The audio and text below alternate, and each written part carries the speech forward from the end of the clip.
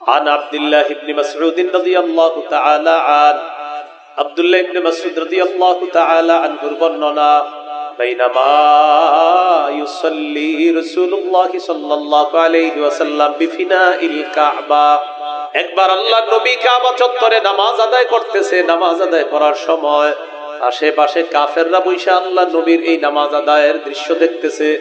কাফেরদের মধ্যে একজন বলতে লাগলো, আইয়ুকুম ইয়াজিউ বিসসালাত জাজুরি আলি ফুলান, তোমাদের মধ্যে কে পারবা অমুক এলাকায় যাবা, যাওয়ার পর ওই এলাকার উটের নারী বুড়ি পায়খানা প্রস্রাব গুলা আনবা, আনার পর মুহাম্মদ যখন সিজদায় যাবে তার কাঁধের মধ্যে রেখে দিবা।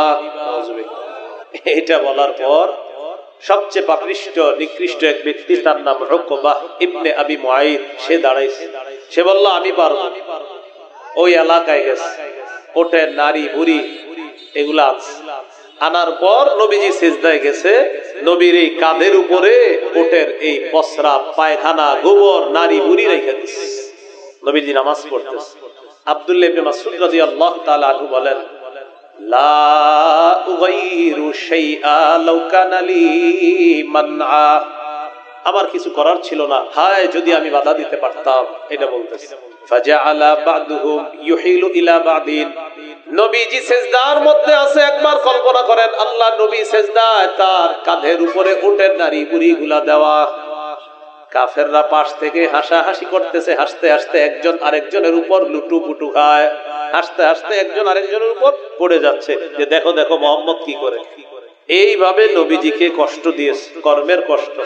কিন্তু রাসূল সাল্লাল্লাহু আলাইহি সাল্লাম এই কর্মের কষ্ট এটা সওয়ার পরেও আল্লাহ নবী সাল্লাল্লাহু আলাইহি সাল্লাম দাওয়াত অবিচল ভাবে দিয়েছেন, তিনি পিছপা হন নাই। সহিহ বুখারীর বর্ণনা 4815 নম্বর হাদিস। একবার নবীজি কাবা চত্বরে দাঁড়ায় রয়েছে। ইদ আকবালা উকবা ইবনে আবি মুআইদ, উকবা ইবনে আবি মুআইদ নামে একটা পাপিষ্ঠ আসছে। আসার পর নবীজির গলার মধ্যে এইভাবে চাদর দিয়া পেঁচাইছে।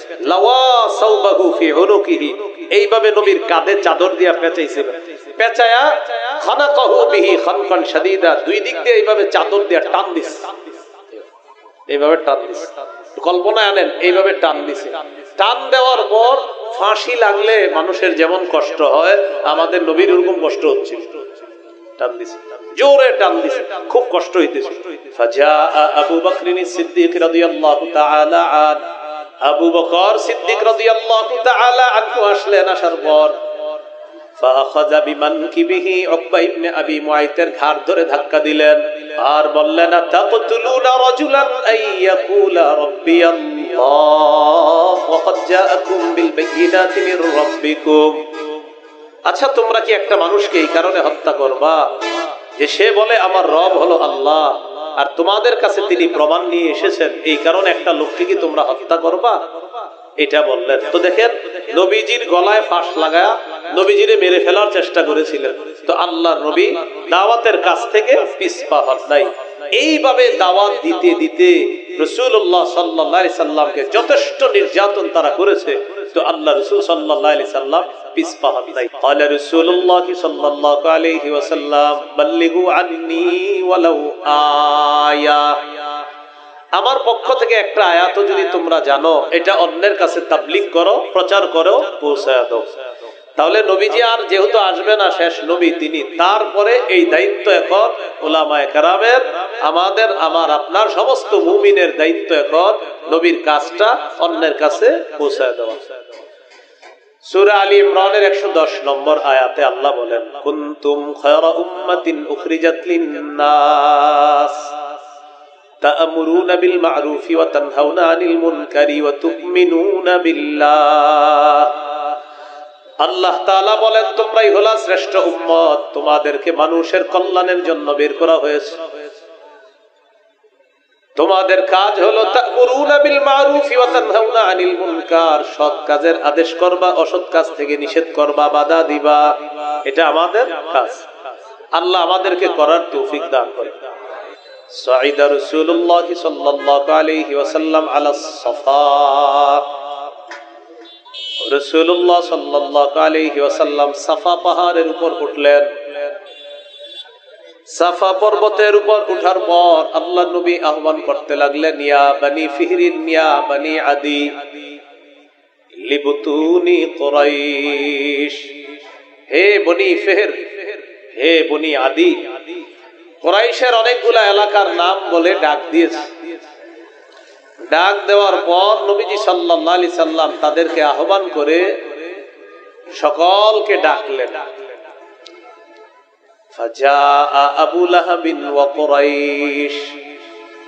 আবু লাহাব আসলো, কুরাইশরা আসলো। ফাজাআলা আর-রাজুলু, কোন ব্যক্তি যদি দেখতেন তিনি না যাইতে পারতেন, আরসালা রাসূলান লিয়ানজুরা মা হুয়া। সাফা পাহাড়ের উপর উঠার পর আল্লাহ নবী যখন জাতিকে আহ্বান করলেন, তোমাদের সাথে আমার কথা। বিভিন্ন মানুষ দলে দলে আগমন করতে লাগলেন, কুরাইশরাও আসতে লাগলো। কুরাইশরা আসলো, আবু লাহাব আসলো। যেই ব্যক্তি আসতে পারলো না সে একজনকে পাঠায়া দিল, দেখো তো মুহাম্মদ কেন ডাকছে, এটা দেখার জন্য একজনকে পাঠায়া দিছে। তো নবী পাহাড়ের উপরে দাঁড়ায়া বলতেছে, আরাআইতাকুম লাউ আখবারতুকুম আন্না খাইলান বিল ওয়াদি তুরিদু আন তুগিরা আলাইকুম আকুনতুম মুসাদ্দিকিয়া। নবীজি বললেন, তোমাদের কি মনে হয় আমি যদি তোমাদেরকে বলি এই পাহাড়ের পিছনে একদল শত্রু বাহিনী অপেক্ষা করতেছে যারা তোমাদের উপর অতর্কিত হামলা চালাবে? এই পাহাড়ের পিছনে একদল সৈন্য বাহিনী আছে, তারা তোমাদের উপর অতর্কিত হামলা চালাবে। আকুনতুম মুসাদ্দিকিয়া, তোমরা কি আমার কথা বিশ্বাস করবা? তারা জবাব দিলেন, মা জাররাবনা আলাইকা ইল্লা সিদকা। সবাই জবাব দিলেন, না আম্মা জাররাবনা আলাইকা ইল্লা সিদকা, আমরা আপনাকে অবশ্যই বিশ্বাস করব মুহাম্মদ, তোমার কথা অবশ্যই আমরা বিশ্বাস করব, কারণ তুমি কখনো সত্য ছাড়া মিথ্যা কথা বলো না। আমরা পরীক্ষা করে দেখেছি তুমি সদা সর্বদা সত্য কথা বলো।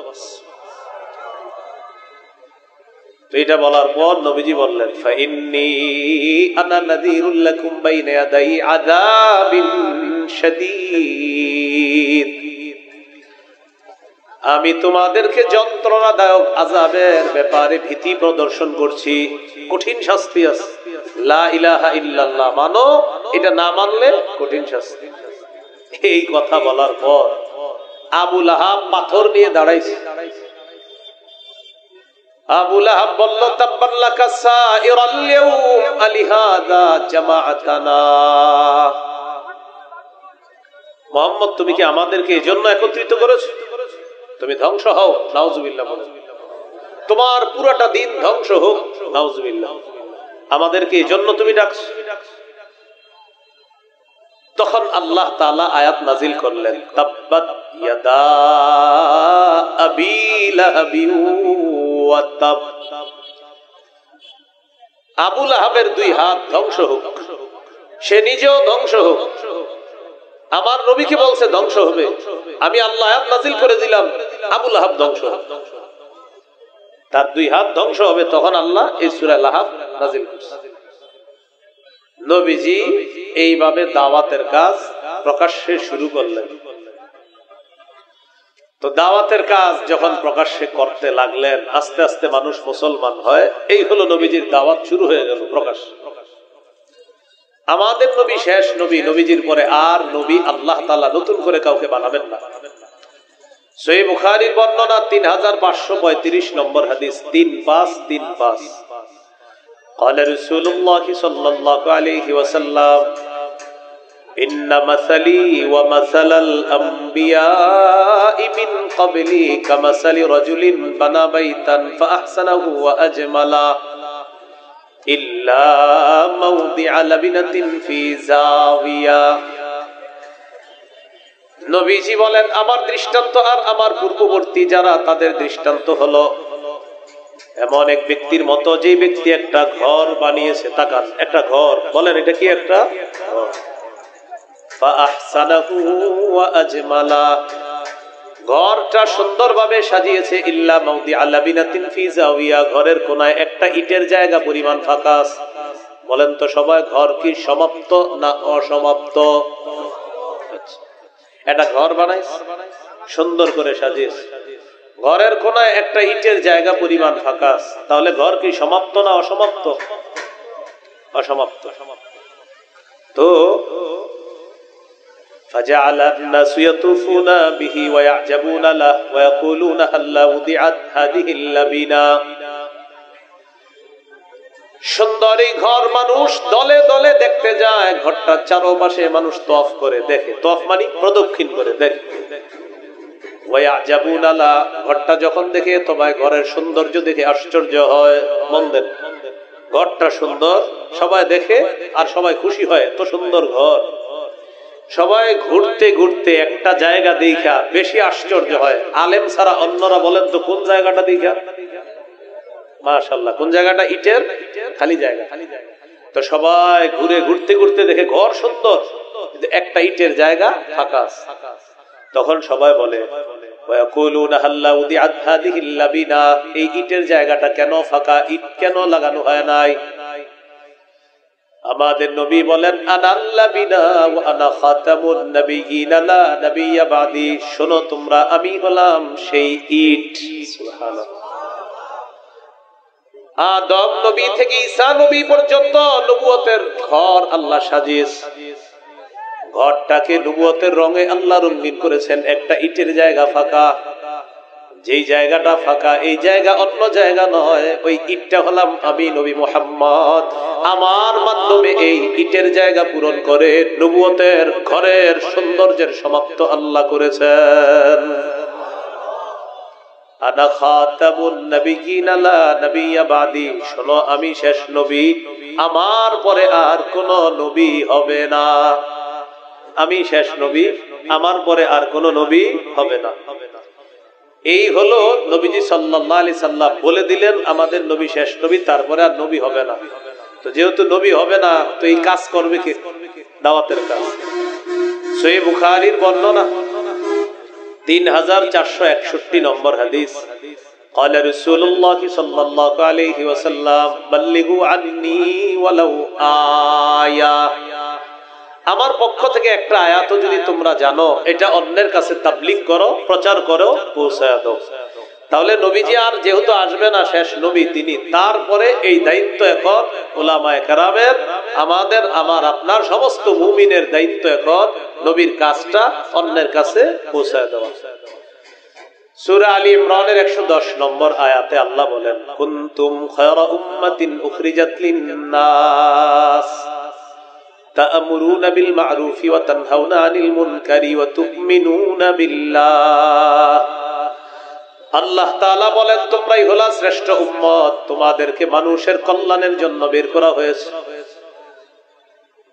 তোমাদের কাজ হলো তা'মুরুনা বিল মা'রুফি ওয়া তানহাউনা আনিল মুনকার, সৎ কাজের আদেশ করবা, অসৎ কাজ থেকে নিষেধ করবা, বাধা দিবা। এটা আমাদের কাজ। আল্লাহ আমাদেরকে করার তৌফিক দান করেন।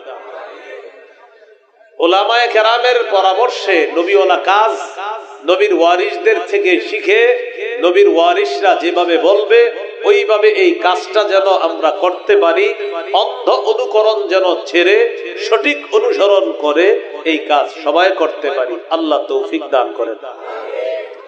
তাহলে এই কাজ করার দায়িত্ব এখন সবার। বলেন, এই কাজ করার দায়িত্ব এখন সবার। সবাইকে এই কাজ করতে হবে। আল্লাহ তাআলা বুঝার তৌফিক দান করেন। এখন কথা হলো, এটা করতে গিয়ে কিছু কাজ আছে, কিছু গুণাবলী লাগবে আপনার।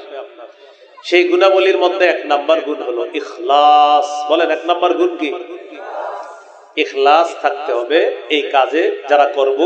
নবীজি সাল্লাল্লাহু আলাইহি সাল্লামের এই কাজ যারা করব, কাজের মধ্যে ইখলাস থাকতে হবে।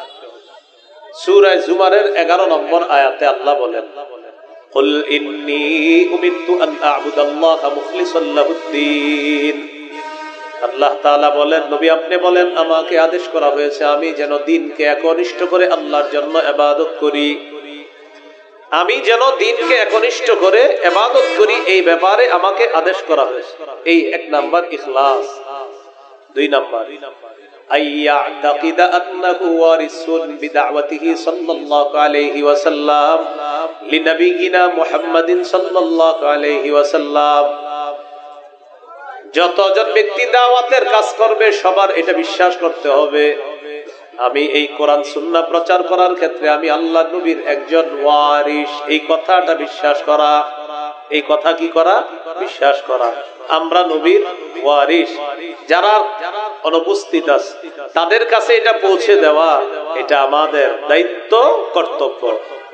রাসূলুল্লাহ সাল্লাল্লাহু আলাইহি ওয়াসাল্লাম বলেন, ইয়া আইয়ুহান নাস ইন্না রাব্বাকুম ওয়াহিদ।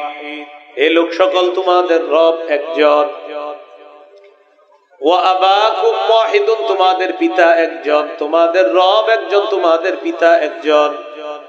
আলা লা ফাদ্দালি আরাবিয়্যিন আলা আজমিয়্যিন ওয়ালা লি আজামিয়্যিন আলা আরাবিয়্যিন ওয়ালা লি আহমার আলা আসওয়াদা ওয়ালা লি আসওয়াদা আলা আহমার ইল্লা বিত্তাকওয়া। নবীজি বলেন, আরবের উপর অনারবের কোনো প্রাধান্য নাই, অনারবের উপর আরবের কোনো শ্রেষ্ঠত্ব নাই, কালোর উপর লালের কোনো শ্রেষ্ঠত্ব নাই, লালের উপর কালা মানুষের কোনো শ্রেষ্ঠত্ব নাই। নবীজি বলেন, পার্থক্য হবে ইল্লা বিত্তাকওয়া, তাকওয়ার মাধ্যমে হবে পার্থক্য। কিসের মাধ্যমে? তাকওয়া। তোমরা সবাই কাজ করবা, সাদা হও, কালো হও, লাল হও, যেই রঙের হও, কাজ করবা। তোমাদের মাঝে কোনো শ্রেষ্ঠত্ব নাই, শ্রেষ্ঠত্ব হবে তাকওয়ার ভিত্তিতে। সাথে সাথে নবী আয়াত তেলাওয়াত করলেন, ইন্না আকরামাকে সবচেয়ে বেশি ভয় করে সে হলো সবচেয়ে সম্মানিত। সুবহানাল্লাহ। তো রাসূলুল্লাহ সাল্লাল্লাহু আলাইহি সাল্লাম এটা বলার পর বললেন, আলা হাল বাল্লাগতু, আচ্ছা আমি কি আমার দায়িত্ব পালন করেছি? নবীজি বললেন। সবাই বললেন, ক্বালু বালা ইয়া রাসূলুল্লাহ, জি হুজুর আপনি আপনার দায়িত্ব পালন করেছেন। নবীজি বললেন, আলা ফাল্যুবাল্লিগিশ শাহিদুল গায়বা, এখানে যারা উপস্থিত আছে, অনুপস্থিত যারা আছে তাদের কাছে আমার এই দাওয়াত, এই দায়িত্ব তোমরা পৌঁছায়া দিবা। তাহলে আমরা সবাই এই দায়িত্ব এখন পৌঁছানোর জন্য এটা আমাদেরকে আদেশ করা হয়েছে, দায়িত্ব সকলকে পৌঁছাইতে হবে। 3 নাম্বার গুণ, আইয়াকুনা সাবিতা, অটল থাকতে হবে, মজবুত থাকতে হবে। নবীর কাজ করতে গিয়ে কোন রকম হতাশ হওয়া যাবে না। সূরা আনকাবুতের মধ্যে আল্লাহ বলেন, ওয়ালাকাদ আরসালনা নূহান ইলা কওমিহি ফালাবিথা ফীহিম আলফা সানাতিন ইল্লা 50 আমা। আল্লাহ তাআলা বলেন, নূহ নবীকে আমি তাদের জাতির মাঝে প্রেরণ করলাম। নূহ নবী তাদেরকে দাওয়াত দিলেন 950 বছর, 50 বছর কম 1000 বছর। নূহ নবী দাওয়াত দেওয়ার পর জাতি যখন জুলুম করলো, ফাআখাযাহুমুত তুফান ওয়া হুম যালিমুন, জাতি যখন জালেম সাব্যস্ত হলো, প্লাবন বন্যা এসে তাদেরকে পাকড়াও করলো, জালেম অবস্থায় তাদেরকে শেষ করে দিল, ধ্বংস করে দিল। নূহ নবী 950 বছর অবিচলতার সাথে দাওয়াত দিয়েছেন, কখনো দাওয়াত থেকে তিনি পিছপা হন নাই। 4 নাম্বার গুণ, দাওয়াতের কাজ করতে গেলে কথার কষ্ট সহ্য করতে হবে। কিসের কষ্ট? কথার কষ্ট। সব নবীরা সহ্য করছে। সূরা আনআমের 34 নম্বর আয়াতে আল্লাহ বলেন, ওয়ালাকাদ কুযযিবাত রুসুলুম মিন ক্বাবলিক ফাসাবারু আলা মা কুযযিবু ওয়া উযু হাত্তা আতাহুম নাসরুনা। নবী আপনার পূর্বে যত রাসূল দুনিয়াতে পাঠানো হয়েছে, সমস্ত রাসূলকে কষ্ট দেওয়া হয়েছে, ওয়া উযু কষ্ট দেওয়া হয়েছে, কুযযিবু মিথ্যাবাদী সাব্যস্ত করা হয়েছে। এরপরেও তারা এই কথাগুলা ধারণ করেছে, এই কথাগুলার উপর তারা অটল থেকেছে, তারা সৎ কাজ করেছে, এই কথাগুলা তারা সহ্য করে নিয়েছে। এই জন্য দাওয়াতের কাজ করতে গেলে কেউ যদি আপনাকে মিথ্যাবাদী বলে, এটা আপনাকে সহ্য করতে হবে। অনেক মাহফিলে অনেক আলোচকরা আলোচনা করে, ঠিক না? দেখা যায় কর্তৃপক্ষের অনেকে আইসা তারে বাধা দেয়, বলে কি হুজুর আপনি এটা ঠিক বলেন নাই। এইগুলা বললে ওই আলোচক এটাকে ধৈর্যের সাথে নিতে হবে, কারণ তাদের এই স্বভাব আবু জাহেল মার্কা স্বভাব। এই জন্য এটা নিতে হবে সঠিকভাবে। এটা তো বল 4 নাম্বার শর্ত হলো কথার, এটা সহ্য করতে হবে। আরেকটা হলো কর্মের আঘাত। বলেন কিসের আঘাত? এটাও সহ্য করতে হবে। সহিহ বুখারীর বর্ণনা 240 নম্বর হাদিস, عن عبد الله بن مسعود رضي الله تعالى عنه عبد الله بن مسعود رضي الله تعالى عنه বর্ণনা بينما يصلي رسول الله صلى الله عليه وسلم بفناء الكعبة একবার আল্লাহর নবী কাবা চত্বরে নামাজ আদায় করতেছে। নামাজ আদায় করার সময় আশেপাশে কাফেররা বৈশা আল্লাহর নবীর এই নামাজ আদায়ের দৃশ্য দেখতেছে। কাফেরদের মধ্যে একজন বলতে লাগলো, আইয়ুকুম ইয়াজিউ বিসসালাত জাজুরি আলি ফুলান, তোমাদের মধ্যে কে পারবা অমুক এলাকায় যাবা, যাওয়ার পর ওই এলাকার উটের নারী বুড়ি পায়খানা প্রস্রাব গুলা আনবা, আনার পর মুহাম্মদ যখন সিজদায় যাবে তার কাঁধের মধ্যে রেখে দিবা। কে পারবা? এটা বলার পর সবচেয়ে পাপিষ্ঠ নিকৃষ্ট এক ব্যক্তি, তার নাম উকবা ইবনে আবি মুআইদ, সে দাঁড়াইছে। সে বলল, আমি পারব। ওই এলাকায় গেছে, উটের নারী বুড়ি এগুলা আনার পর নবীজি সিজদায় গেছে। নবীর এই কাঁধের উপরে উটের এই প্রস্রাব পায়খানা গোবর নারী বুড়ি রেখে দিচ্ছে। নবীজি নামাজ পড়তেছে। আব্দুল্লাহ ইবনে মাসউদ রাদিয়াল্লাহু তাআলা আনহু বলেন, লা উগাইরু শাইআ লাউ কানা লি মানআ, আমার কিছু করার ছিল না, হায় যদি আমি বাধা দিতে পারতাম। এটা বলতেছে। ফাজাআলা বা'দুহুম ইউহিলু ইলা বা'দিন, নবীজি সিজদার মধ্যে আছে। একবার কল্পনা করেন, আল্লাহ নবী সিজদায়, তার কাঁধের উপরে উটের নারী বুড়ি গুলা দেওয়া। কাফেররা পাশ থেকে হাসাহাসি করতেছে। হাসতে হাসতে একজন আরেকজনের উপর লুটু পুটু খায়। হাসতে হাসতে একজন আরেকজনের উপর পড়ে যাচ্ছে যে দেখো দেখো মোহাম্মদ কি করে। এইভাবে নবীজিকে কষ্ট দিয়েছে, কর্মের কষ্ট। কিন্তু রাসূল সাল্লাল্লাহু আলাইহি সাল্লাম এই কর্মের কষ্ট এটা সওয়ার পরেও আল্লাহ নবী সাল্লাল্লাহু আলাইহি সাল্লাম দাওয়াত অবিচল ভাবে দিয়েছেন, তিনি পিছপা হন নাই। সহিহ বুখারীর বর্ণনা 4815 নম্বর হাদিস। একবার নবীজি কাবা চত্বরে দাঁড়ায় রয়েছে। ইয আকবালা উকবা ইবনে আবি মুআইদ, উকবা ইবনে আবি মুআইদ নামে একটা পাপিষ্ঠ আসছে। আসার পর নবীজির গলার মধ্যে এইভাবে চাদর দিয়া পেঁচাইছে। লাওয়া সাওবাহু ফি উনুকিহি, এইভাবে নবীর কাঁধে চাদর দিয়া পেঁচাইছে। পেঁচায়া খানাকাহু বিহি খানকান শাদীদা, দুই দিক দিয়ে এইভাবে চাদর দিয়া টান দিছে। এইভাবে টান দিছে, কল্পনা আনেন, এইভাবে টান দিছে। টান দেওয়ার পর ফাঁসি লাগলে মানুষের যেমন কষ্ট হয়, আমাদের নবীর ওরকম কষ্ট হচ্ছে। টান দিছে, জোরে টান দিছে, খুব কষ্ট হইতেছে। فجاء أبو بكر الصديق رضي الله تعالى عنه, আবু বকর সিদ্দিক রাদিয়াল্লাহু তাআলা আনহু আসলেন। আসার পর فأخذ بمنكبه উকবা ইবনে আবি মুআইতের ঘাড় ধরে ধাক্কা দিলেন আর বললেন, তাকতুলুনা রাজুলান আইয়াকুলা রাব্বিয়াল্লাহ ওয়া ক্বাদ জাআকুম বিল বায়িনাতি মির রাব্বিকুম। আচ্ছা, তোমরা কি একটা মানুষকে এই কারণে হত্যা করবা যে সে বলে আমার রব হলো আল্লাহ, আর তোমাদের কাছে তিনি প্রমাণ নিয়ে এসেছেন, এই কারণে একটা লোককে কি তোমরা হত্যা করবা? এটা বললেন। তো দেখেন, নবীজির গলায় ফাঁস লাগায়া নবীজিরে মেরে ফেলার চেষ্টা করেছিলেন। তো আল্লাহর নবী দাওয়াতের কাছ থেকে পিছপা হন নাই।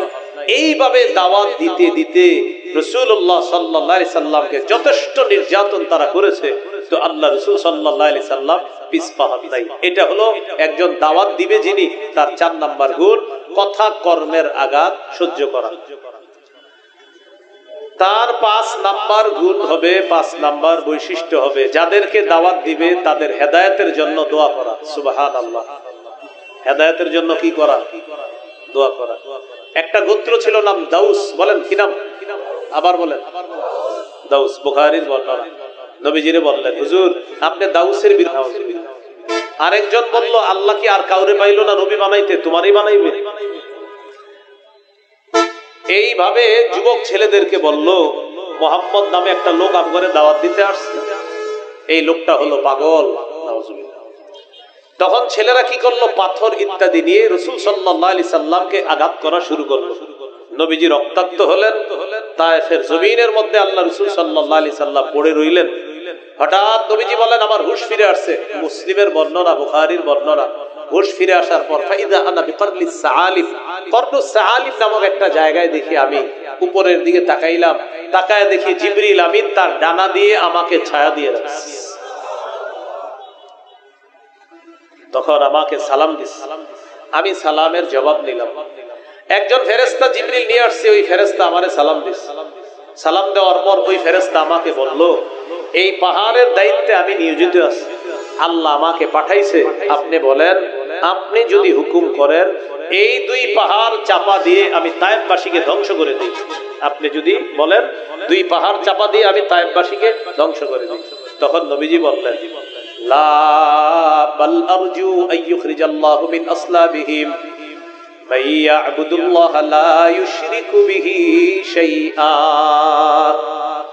তায়েফবাসী আমার দাওয়াত গ্রহণ করে নাই, আমার আশা তাদের ঔরসে যে সন্তানরা আসবে তারা আমার দাওয়াত গ্রহণ করবে, আল্লাহর ইবাদত করবে, আল্লাহর সাথে শিরিক করবে না, তাই তাদেরকে ধ্বংস করার দরকার নাই। তাদের সন্তান আমার দাওয়াত গ্রহণ করবে, তাদের সন্তানরা আমার দাওয়াত গ্রহণ করে তারা মুসলমান হবে, এটা আমি নবী আশাবাদী। রাসূলুল্লাহ সাল্লাল্লাহু আলাইহি সাল্লাম তায়েফ থেকে চলে আসলেন, দাওয়াত দিলেন। নির্যাতনের মাত্রা বাড়তে লাগলো। কাফেররা খালি মিটিং করে নবীজিরে কিভাবে হত্যা করা যায়, নাউজুবিল্লাহ পড়েন। ইতিমধ্যে সাহাবায়ে কেরাম আস্তে আস্তে হিজরত করা শুরু করলেন। সহিহ বুখারীর বর্ণনা 2297 নম্বর হাদিস। এই হাদিসের মধ্যে আসছে, আম্মা জান আয়েশা সিদ্দিকা রাদিয়াল্লাহু তাআলা আনহা বলেন, ফালাম্মা তুলিয়াল মুসলিমুনা, মুসলমানরা যখন পরীক্ষার সম্মুখীন হলেন, খরাজা আবু বকরিন মুহাজিরান কিবালাল হাবাশা, আবু বকর সিদ্দিক হাবশার দিকে হিজরতের উদ্দেশ্যে তিনি রওনা করলেন। কে? আবু বকর সিদ্দিক। তো আবু বকর সিদ্দিকের সাথে গিয়ে ইবনু দাগিনা নামে এক নেতা দেখা করছে, করা এলাকার নেতা, নাম ইবনু দাগিনা। তো আবু বকর সিদ্দিক রাদিয়াল্লাহু তাআলা আনহুকে গিয়ে বললেন, কোথায় যাচ্ছেন? আইনা আনতা ইয়া আবা বকরিন, আইনা তুরিদু আনতা ইয়া আবা বকরিন, আবু বকর কোথায় যান? তো আবু বকর সিদ্দিক রাদিয়াল্লাহু তাআলা আনহু বললেন, উরিদু আন আসিহা ফিল আরদি ফাআবুদা রাব্বি, আমি নিয়ত করেছি দেশে দেশে সফর করব, ঘুরে বেড়াবো আর আমার রবের ইবাদত করব, এই নিয়ত করেছি। কেন? আখরাজানি কওমি, আমার জাতি আমাকে বের করে দিয়েছে। ইবনু দাগিনা নামক নেতা বললেন, ইন্না মিসলাকা লা ইয়াখরুজু ওয়া লা ইউখরাজু, আপনার মতো মানুষকে বের করা যায় না, আপনার মতো মানুষ বের হতে পারে না। ইন্নাকা তুকসিবুল মাদুমা, আপনি অসহায়কে সহায়তা দান করেন, এক নাম্বার। দুই নাম্বার তাসিলুর রহিমা, আপনি রক্তের সম্পর্ক রক্ষা করেন। তিন নাম্বার তাহমিলুল কাল্লা, আপনি বোঝা বহন করেন। চার নাম্বার ওয়াতাকরিদ দাইফা, আপনি মেহমানদারি করেন। পাঁচ নাম্বার ওয়াতুইনু আলা নওয়াইবিল হক, সত্যের উপর অটল থাকতে গিয়ে আপনি কষ্টে যারা পতিত হয় তাদেরকে আপনি সহযোগিতা করেন। সত্যের উপর অটল থাকতে গিয়ে যারা কষ্টে নিপতিত হয় তাদেরকে আপনি সহযোগিতা করেন। আবু বকর, আপনার মতো লোক বের হতে পারে না, আপনাকে বের করা যায় না, আপনি ভালো মানুষ, চলেন চলেন ফিরে চলেন। আবু বকর সিদ্দিককে নিয়ে আসছে। ইবনু দাগিনা বললেন, ফারজি ফাবুদ রাব্বাক বিবিলাদিক, চলেন আপনি এলাকায় আপনার রবের ইবাদত করবেন। তো চলে আসছে। আসার পর ওই জামানার নিয়ম হলো, কোন নেতা কাউকে নিরাপত্তা দিলে এটা অন্য নেতাকে জানাইতে হবে। ইবনু দাগিনা মক্কার বড় বড় কাফের মুশরিকদের লিডার যারা, তাদের সাথে সাক্ষাৎ করলেন। সাক্ষাৎ করার পর বললেন, আবু বকর ভালো মানুষ, তাকে তোমরা বের করে দাও, এটা ঠিক না। আমি নেতা হিসাবে আবু বকরকে নিরাপত্তা দিচ্ছি, তোমরা নিরাপত্তাটা মেনে নাও। হাদিসে আসছে, ফানফাজাত কুরাইশুন জিওয়ারা ইবনে দাগিনা ওয়া আমানু আবা বকরিন, ইবনু দাগিনার নিরাপত্তাটা এটা মক্কার বড় বড় লিডাররা মেনে নিল, আর আবু বকরকে নিরাপত্তা দেওয়ার ব্যাপারে সবাই একমত হয়ে গেল। শর্ত আছে, এক নাম্বার শর্ত, মন দিয়ে শোনেন শর্তগুলা কি কি। মুর আবা বকরিন ফালইয়াবুদ রাব্বাহু ফি দারিহি ফালইউসাল্লি ওয়ালইকরা মা শাআ ওয়ালা ইউলিন বিসসালাতি ওয়ালাল কিরাআতি ফি দারি গায়রিহি। আবু বকরকে বলবা আবু বকর যেন তার ঘরে ইবাদত করে, আবু বকর যেন জোরে নামাজ কোরআন তেলাওয়াত না করে, প্রকাশ্যে নামাজ না পড়ে। আবু বকর নামাজ পড়বে তার ঘরে, আবু বকর কোরআন তেলাওয়াত করবে তার ঘরে, এটা বলে দিলেন। তো আবু বকর সিদ্দিককে গিয়ে ইবনু দাগিনা বললেন, তিনিও মেনে নিলেন। তিনি ঘরে ইবাদত করে, ঘরে নামাজ পড়ে, ঘরে কোরআন তেলাওয়াত করে। এই অবস্থা চলার পর সুম্মা বাদালি আবি বকরিন, আবু বকরের মনে হলো আর কত, এবার বাহিরে প্রকাশ্যে ইবাদত করব। ফাবতানা মসজিদান বিফিনাই দারি, আবু বকর সিদ্দিক রাদিয়াল্লাহু তাআলা তার নিজের বাড়ির আঙিনায় একটা মসজিদ নির্মাণ করলো, ছোট্ট মসজিদ। ফাবারাজা ফাকানা ইউসাল্লি ফি, আবু বকর প্রকাশ্যে সেখানে নামাজ পড়া শুরু করলেন। আবু বকর প্রকাশ্যে নামাজ পড়ে, ইবাদত করে, কোরআন তেলাওয়াত করে।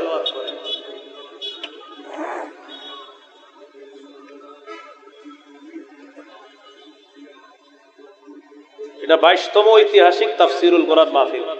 যেহেতু রাস্তার পাশে মাহফিল করেন, ভবিষ্যতে আপনারা একটা তেরপাল দিবেন এই পাশে, যেন গাড়ির আওয়াজ কম আসে। আমি যদি জানতাম এটা রাস্তার পাশে, আমি তো জিন্দেগিতে আসতাম না। আমি কিন্তু আসতাম, ভবিষ্যতে তাই নেন না, এরকম রাস্তার পাশে আইনেন না। সোজা হিসাব, আমি রাস্তার পাশে বয়ান করি না, খালাস কথা। রাসূলুল্লাহ সাল্লাল্লাহু আলাইহি সাল্লামের সাহাবী আবু বকর সিদ্দিক রাদিয়াল্লাহু তাআলা আনহুকে, আমি এনে বসছি আপনাদেরকে কিছু বোঝানোর জন্য। কেউ মেও পেও পেও কি ঘোড়ার ডিম বুঝবেন আপনারা, হ্যাঁ বুঝতে হবে। তেরপাল লাগাবেন, ডানের তেরপাল, ভাই কষ্ট নিয়েন না, যেটা আমি পারি না এটা আমি বলে দিই। তা আবু বকর সিদ্দিককে নিরাপত্তা দেওয়ার ব্যাপারে তারা একমত হয়ে গেল। তিনি ঘরে ইবাদত করে। তো একদিন তার কাছে মনে হলো প্রকাশ্যে ইবাদত করা দরকার। তিনি ঘরের আঙিনায় একটা ছোট্ট মসজিদ বানাইলেন, সেখানে প্রকাশ্যে নামাজ পড়ে, প্রকাশ্যে ইবাদত করে, কোরআন তেলাওয়াত করে। তো আবু বকর যখন কোরআন তেলাওয়াত করে, নামাজ পড়ে, ফায়াতাকাসসাফু আলাইহি নিসাউল মুশরিকিন ওয়া আবনাউহুম, মুশরিকদের স্ত্রীরা, সন্তানরা, নারীরা, তাদের কন্যারা, ছেলে মেয়েরা দলে দলে আবু বকরের কোরআন তেলাওয়াত শোনার জন্য মসজিদের সামনে ভিড় জমায় উপস্থিত হয়েছে। وكان أبو بكر رجلا بكاء لا يملك دمعه حين يقرأ القرآن। আবু বকর সিদ্দিক রাদিয়াল্লাহু তাআলা আনহু যখন কোরআন তেলাওয়াত করতেন, তিনি তার চোখের পানি সংবরণ করতে পারতেন না, চোখের পানি ধরে রাখতে পারতেন না। ফায়াজাবুনা ওয়া ইয়ানজুরুনা ইলাইহি, সবাই আশ্চর্য হয়ে তার দিকে তাকায় থাকতেন, একটা মানুষ এত কান্না করতে পারে কিভাবে।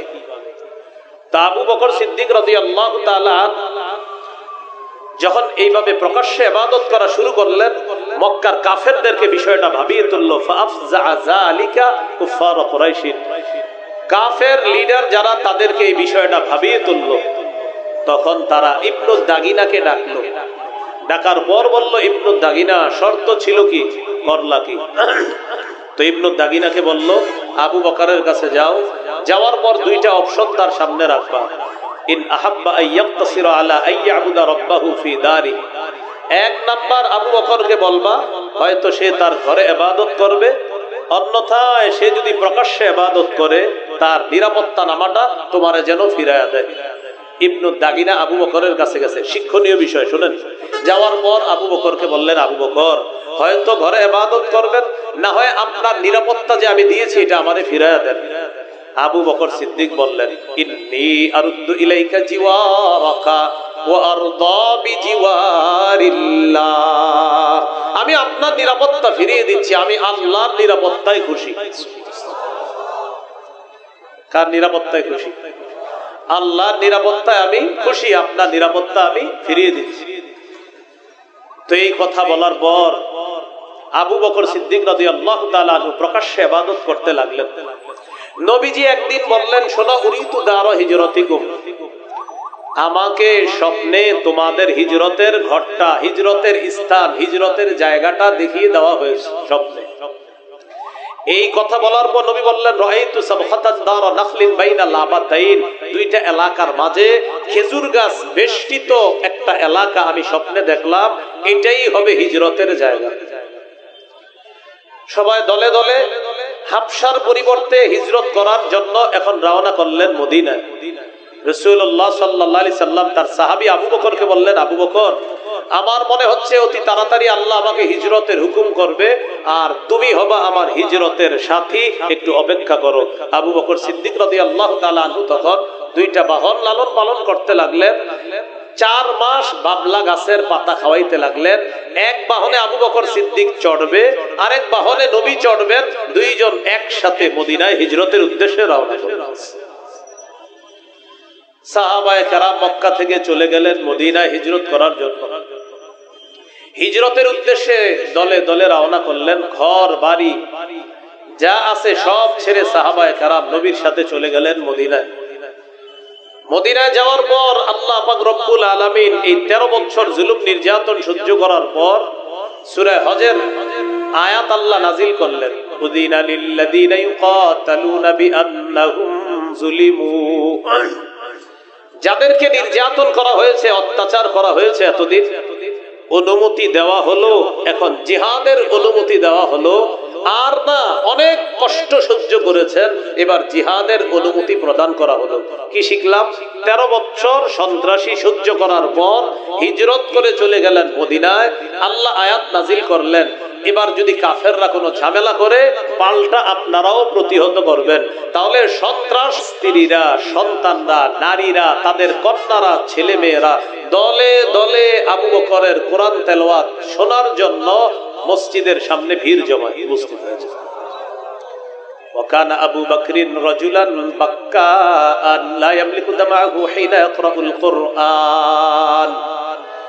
আবু বকর সিদ্দিক রাদিয়াল্লাহু তাআলা আনহু যখন কোরআন তেলাওয়াত করতেন, তিনি তার চোখের পানি সংবরণ করতে পারতেন না, চোখের পানি ধরে রাখতে পারতেন না।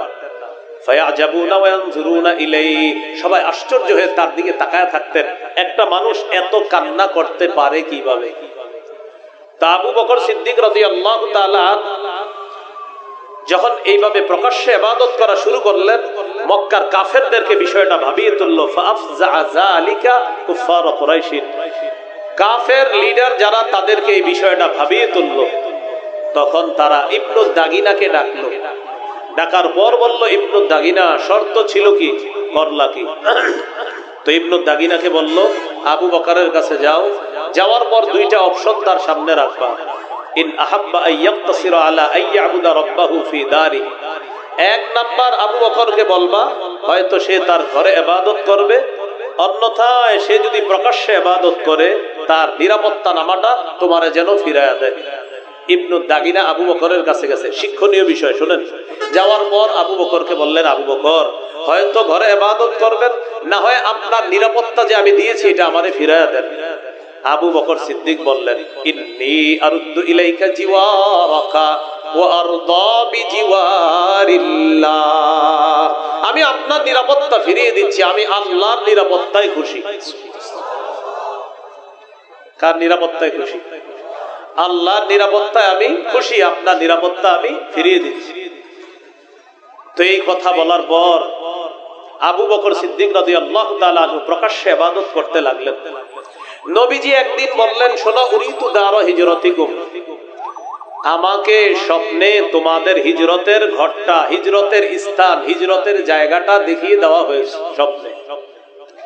এই কথা বলার পর নবী বললেন, রাআইতু সাবখাতান দারা নাখলিন বাইনা লাবাতাইন, দুইটা এলাকার মাঝে খেজুর গাছ বেষ্টিত একটা এলাকা আমি স্বপ্নে দেখলাম, এটাই হবে হিজরতের জায়গা। সবাই দলে দলে হাবশার পরিবর্তে হিজরত করার জন্য এখন রওনা করলেন মদিনায়। রাসূলুল্লাহ সাল্লাল্লাহু আলাইহি সাল্লাম তার সাহাবী আবু বকরকে বললেন, আবু বকর, আমার মনে হচ্ছে অতি তাড়াতাড়ি আল্লাহ আমাকে হিজরতের হুকুম করবে, আর তুমি হবা আমার হিজরতের সাথী, একটু অপেক্ষা করো। আবু বকর সিদ্দিক রাদিয়াল্লাহু তাআলা আনহু তখন দুইটা বাহন লালন পালন করতে লাগলেন। 4 মাস বাবলা গাছের পাতা খাওয়াইতে লাগলেন। এক বাহনে আবু বকর সিদ্দিক চড়বে, আরেক বাহনে নবী চড়বেন। দুইজন একসাথে মদিনায় হিজরতের উদ্দেশ্যে রওনা করলেন। সাহাবায়ে কেরাম মক্কা থেকে চলে গেলেন মদিনায় হিজরত করার জন্য। হিজরতের উদ্দেশ্যে দলে দলে রওনা করলেন। ঘর বাড়ি যা আছে সব ছেড়ে সাহাবায়ে কেরাম নবীর সাথে চলে গেলেন মদিনায়। মদিনায় যাওয়ার পর আল্লাহ পাক রব্বুল আলামিন এই 13 বছর জুলুম নির্যাতন সহ্য করার পর সূরা হজের আয়াত আল্লাহ নাজিল করলেন, উযিনা লিল্লাযীনা ইউকাতালুনা বিআন্নাহুম যুলিমু, যাদেরকে নির্যাতন করা হয়েছে, অত্যাচার করা হয়েছে এতদিন, অনুমতি দেওয়া হলো, এখন জিহাদের অনুমতি দেওয়া হলো। আর না, অনেক কষ্ট সহ্য করেছেন, এবার জিহাদের অনুমতি প্রদান করা হলো। কি শিখলাম? 13 বছর সন্ত্রাসী সহ্য করার পর হিজরত করে চলে গেলেন মদিনায়। আল্লাহ আয়াত নাজিল করলেন, এবার যদি কাফেররা কোনো ঝামেলা করে, পাল্টা আপনারাও প্রতিহত করবেন। তাহলে সন্ত্রাস নাম হলো জিহাদ। সন্ত্রাস খতম করার পবিত্র একটা বিধানের নাম কি? জিহাদ। তো হিজরত করে মদিনায় চলে গেলেন। মদিনায় যাওয়ার পর রাসূলুল্লাহ সাল্লাল্লাহু আলাইহি সাল্লামের মনে পড়ে, মক্কার কথা মনে পড়ে, সাহাবায়ে কেরামেরও মনে পড়ে, সবারই মনে পড়ে। একবার রাসূল সাল্লাল্লাহু আলাইহি সাল্লাম বাইতুল্লাহ জিয়ারত করবে, তওয়াফ করবে, উমরার উদ্দেশ্যে রওনা করলেন। রাসূলুল্লাহ সাল্লাল্লাহু আলাইহি সাল্লাম নবীজি সাহাবায়ে কেরামকে নিয়ে রওনা করলেন। হুদাইবিয়া নামক একটা এলাকা আছে, এলাকায় কাফেররা সবাইকে আটকায় দিয়েছে। আটকায় দেওয়ার পর মুসলমানদেরকে কোনোভাবেই বাইতুল্লাহ প্রবেশ করতে দিবে না, তাওয়াফ জিয়ারত ইত্যাদি কোনো কাজই সম্পাদন করতে দিবে না।